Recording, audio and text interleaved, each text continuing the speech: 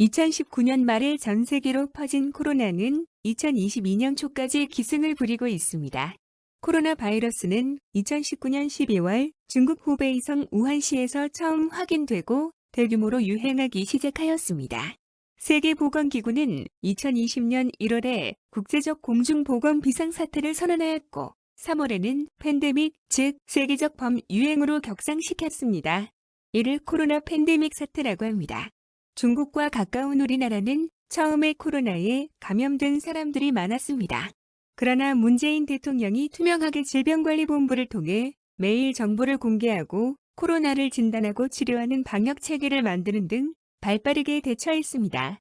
그리고 정부를 믿고 따라줄 시민의식과 의료진의 희생 정신과 높은 역량, 선진화된 의료보험 체계 덕분에 코로나 사태의 피해를 줄일 수 있었습니다. 나라 자체를 완전히 봉쇄한 대만과 호주, 작은 도시국가인 싱가포르 등을 제외하면 인구 5천만 명이 넘는 나라 가운데 코로나 사태에 가장 잘 대응하여 코로나19 대응에 실패한 미국과 이탈리아, 영국, 일본 등 주요 선진국들을 비롯한 전 세계 사람들의 부러운 나라가 되었습니다. 박태웅 씨의 책 제목인 룽 따보니 선진국처럼 우리는 몰랐지만 세계의 다른 나라 사람들은 우리를 선진국의 일원으로 대접했습니다. 게다가 미국과 유럽의 대부분 나라들이 도시를 봉쇄하거나 공장들을 제대로 가동하지 못하는 동안 우리나라는 코로나의 피해가 적었기 때문에 공장을 제대로 가동시킬 수 있었고 덕분에 세계 각지에 수출할 수 있었습니다. 덕분에 2020년에 코로나 사태의 피해를 최소화할 수 있었을 뿐만 아니라 더 많이 수출할 수 있었습니다. 2021년에도 수출과 무역 액수가 또다시 신기록을 달성했습니다. 지난해 우리나라의 연간 수출액, 수입액, 무역액이 모두 역대 최대 실적을 달성했습니다. 또 최단기간 무역 1조 달러 달성, 월간 수출 600억 달러 대첫 진입 등의 기록도 세우며 2021년은 한국 무역 역사에 큰 족적을 남긴 한 해로 기록될 전망입니다. 2022년 1월 1일 산업통상자원부가 발표한 2021년 12월 및 연간 수출입 동향에 따르면 지난해 연간 수출액은 전년 동기 대비 25.8% 증가한 6,445억 4천만 달러로 집계되었습니다. 이는 기존 최대 기록이었던 2018년 6,049억 달러보다 396억 달러 많은 역대 최대 규모입니다. 6,445억 달러를 원화로 환산 시 약 737조 7천억 원으로 우리나라 2022년 예산 607조 7천억 원을 크게 상회하였습니다. 반도체 29%, 석유화학 54.8%, 자동차 24.2%, 철강 37.0%, 디스플레이 18.9%, 차 부품 22.2%, 컴퓨터 25.3% 등 15대 주요 품목 수출이 모두 두 자릿수의 증가율을 기록했습니다. 15대 품목의 수출 증가율이 모두 플러스를 기록한 것은 2000년대 들어 처음입니다.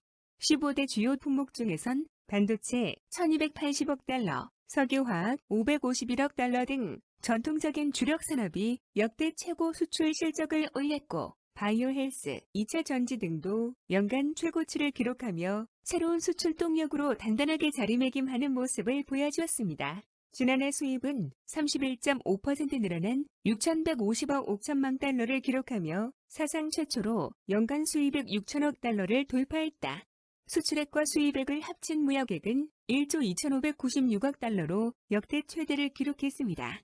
우리나라는 지난해 수입은 31.5% 늘어난 6,150억 5천만 달러를 기록하며 사상 최초로 연간 수입액 6천억 달러를 돌파했다. 수출액과 수입액을 합친 무역액은 1조 2,596억 달러로 역대 최대를 기록했습니다. 우리나라는 이탈리아를 제치고 9년 만에 다시 세계 무역 순위 8위로 올라섰습니다. 수출만 따지면 세계 6위라고도 합니다. 수출에서 수입을 뺀 무역 수지는 지난해 294억 900만 달러를 기록해 13년 연속 흑자 기록을 이어갔습니다. 무역 10대국 가운데 수출이 수입보다 더 많은 국가는 우리나라를 포함해 중국, 독일, 네덜란드 4개국에 불과했습니다.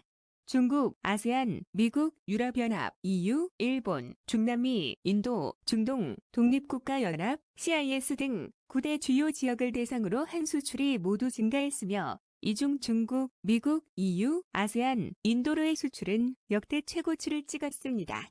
K2 전차와 K9 자주포 등 무기류의 수출도 증가하고 있습니다. 무기류의 수출은 무역 통계로 잡히지 않는다고 하니 2021년 실제로 산업통상자원부가 발표한 대한민국의 수출액과 무역액보다 더 많을 것입니다. 게다가 가격 경쟁력이 없는 과일과 식품류까지 수출액이 증가하고 있습니다. 코로나를 극복하고 있는 최고의 방역국이라는 이미지 덕분에 싱가포르 등 동남아시아에서 대한민국이 생산한 딸기 등 과일이 대량 수출되고 있습니다. 비비고 만두 등 제조된 식품도 한류의 바람을 타고 미국 등에 대량으로 수출되고 있습니다. 코로나 사태 때문에 가수들의 공연이 멈추고 영화와 드라마 제작이 주춤하는 사이에 우리나라 연예기획사와 가수들은 유튜브 등 온라인을 통해 꾸준히 활동하였고 방탄소년단, BTS와 블랙핑크 등 가수들이 유튜브를 통해 전 세계 사람들의 마음을 사로잡았습니다. 봉준호 감독이 영화 기생충으로 제92회 아카데미상 수상식에서 작품상, 국제영화상, 감독상, 각 본상의 4개의 상을 수상한 데 이어 윤여정 배우도 오스카상 여우조연상을 받았습니다. 2021년 하반기 넷플릭스를 평정한 오징어 게임도 전 세계 사람들의 격찬을 받았습니다. 코로나 사태는 전 세계 사람들뿐만 아니라 대한민국 사람들에게도 큰 위기이자 시련이었습니다. 다행히 문재인 대통령과 정부, 국민이 한마음으로 이 위기를 극복하고 있을 뿐만 아니라 경제강국과 문화강국으로 다시 태어났습니다. 100년 후의 후손들은 2020년부터 코로나 사태가 끝날 때까지를 코로나 특수라고 부를지도 모르겠습니다. 1차 세계대전의 일본처럼 이러한 특수가 반짝 호황이 될지 아니면 포스트 코로나 시대에도 계속 이어질지 아직 모르겠습니다.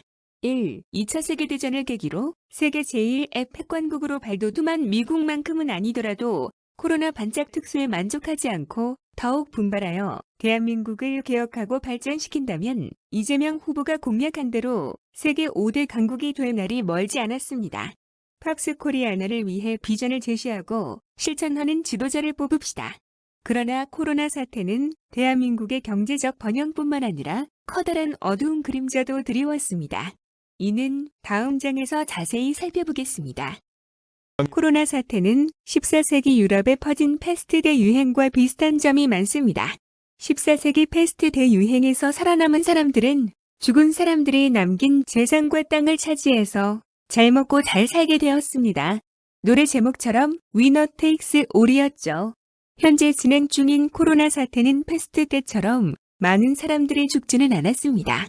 그러나 미국과 유럽에서 경제 파국을 막기 위해 돈을 푸는 바람을 가진 사람들은 자산을 더욱 불렸고 가난한 사람들은 더욱 가난해졌습니다. 신자유주의의 불길이 전 세계를 휩쓸어 빈익빈 뿌익부 현상이 심화되고 있는데 코로나 사태는 기름을 끼얹었죠. 특히 코로나 사태를 성공적으로 극복하고 있는 대한민국도 수출 대기업들이 주로 코로나 방역 성공에 수혜를 입었지만 방역에 협조했던 많은 소상공인과 자영업자들이 경제에 큰 손실을 입었습니다. 그리고 방역을 핑계로 많은 사람들이 일자리를 잃은 것도 사실입니다. 문재인 정부에서는 기재부의 맘대로 이들을 제대로 경제적으로 도와주지 않았습니다. 차기 정부에서는 이 점을 시정해서 코로나 사태로 생긴 자신의 빈부격차를 줄일 수 있기를 바랍니다. 노동력이 줄어든 점도 비슷합니다. 패스트 유행 시대에는 많은 사람들이 흑사병으로 죽었기 때문에 노동력이 줄어들었습니다. 코로나 사태가 진행 중인 현재의 패스트 시대보다 많은 사람들이 죽은 것이 아니지만 많은 사람들이 노동 현장을 떠나 노동력이 줄어들고 있습니다. 물론 현재까지는 미국과 중국 등 몇 개 국가에 이르긴 합니다. 미국에서는 이를 대퇴사 시대라고 부릅니다.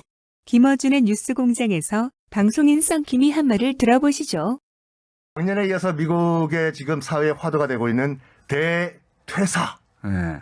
모든 사람들이 다 사표를 내고 나간다 해서 Great Resignation.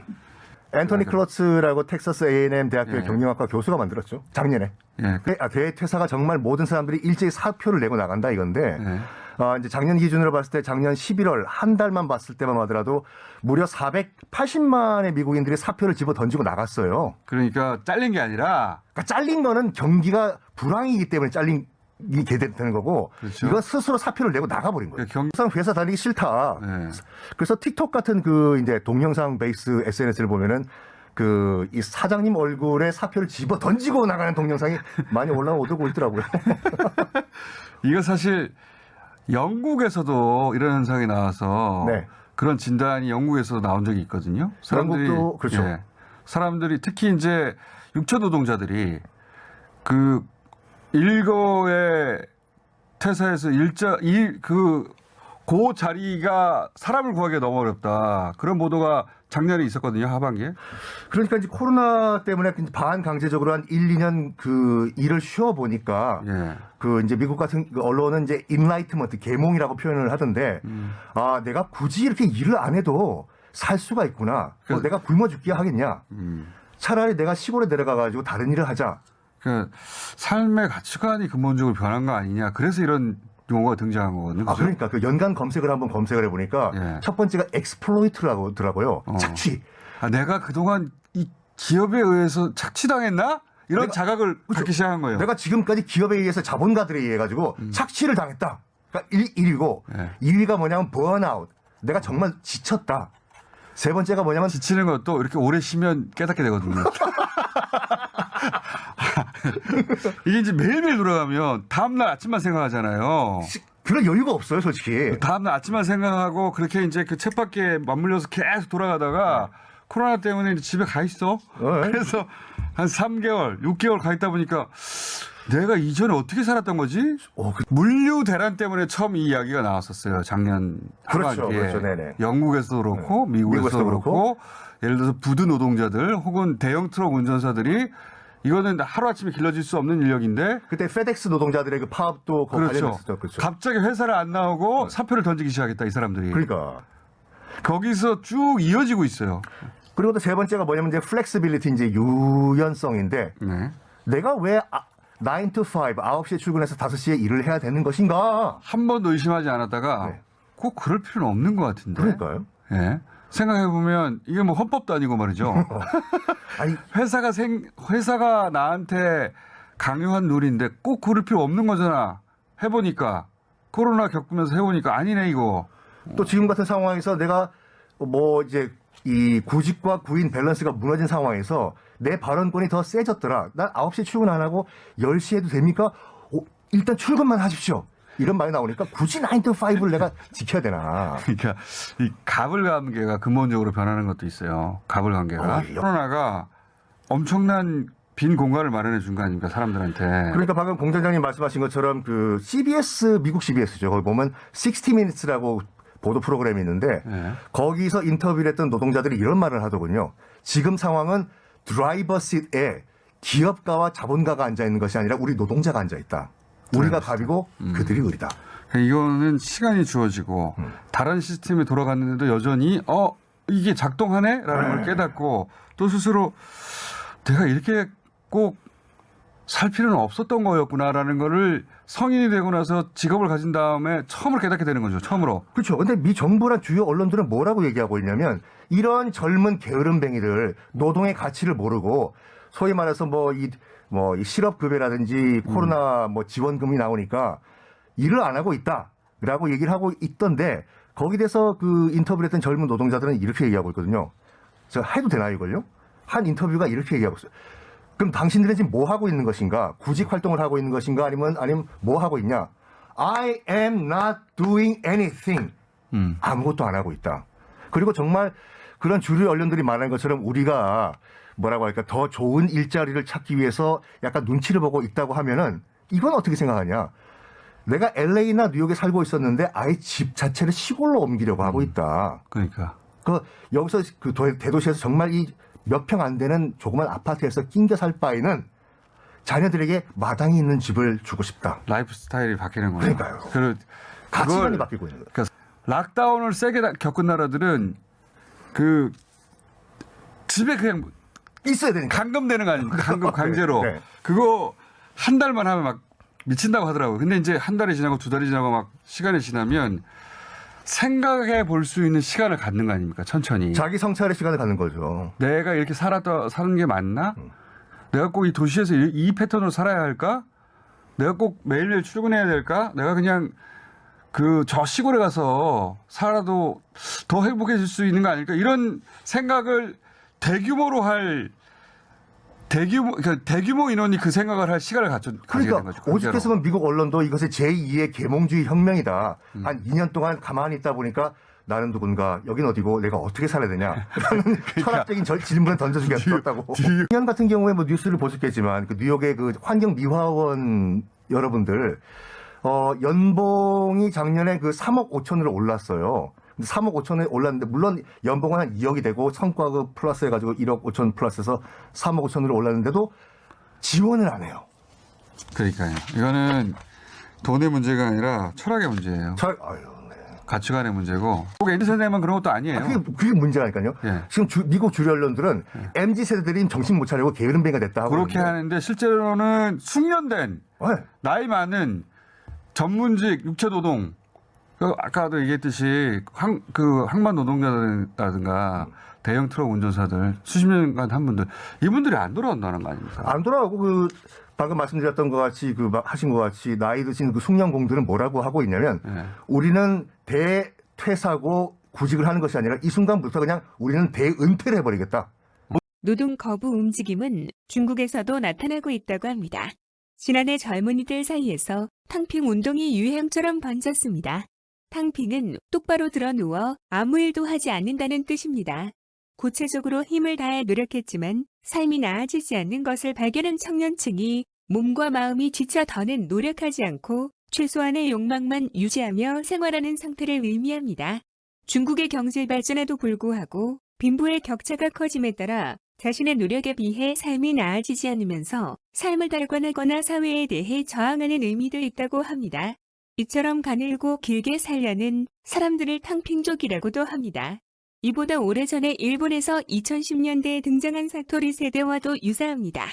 사토리는 득도의 일본어 발음인데 잃어버린 20년을 겪으면서 욕망을 억제하며 살아가는 젊은이를 지칭하는 용어입니다. 우리나라에서도 88만원 세대, 3포 세대, 5포 세대 등으로 지칭하기도 합니다. 한중일 세 나라에서 비슷한 현상이 나타나고 있습니다. 우리나라와 일본이 코로나 이전부터 현재의 삶을 포기한 젊은이들이 이미 존재했다면 중국에서는 코로나 사태 이후 그 수가 폭발적으로 늘어나고 있다는 점이 다르긴 합니다. 맥락에 따르지만 우리나라에서도 파이어족을 꿈꾸는 사람들이 늘어나고 있습니다. 주식, 코인, 부동산 등으로 많은 돈을 벌어 직장을 때려친 후 자신이 하고 싶은 일이나 취미를 즐기며 사는 것을 꿈꾸는 사람들이 많아졌습니다. 미국, 한국, 중국, 일본에서 발생하고 있는 젊은 사람들의 행동 양상이 다르면서도 유사한 점이 많습니다. 이런 젊은이들이 늘어나는 이유로 우선 젊은 세대의 무력감을 들 수 있습니다. 포브스는 미국의 MZ세대를 근대 역사상 자신의 부모보다 재정적 풍족함을 느끼지 못한 첫 세대라고 합니다. 미국 베이비붐 세대가 40대 초반이던 1989년 이들의 평균 자산은 11만 3천 달러였습니다. 하지만 2019년 밀레니얼 세대의 순자산은 9만 1천 달러로 20% 가까이 줄었습니다. 젊은 세대는 가질 수 없는 부를 향해 달려가는 것 대신 반대 목소리를 내는 쪽을 택했다고 합니다.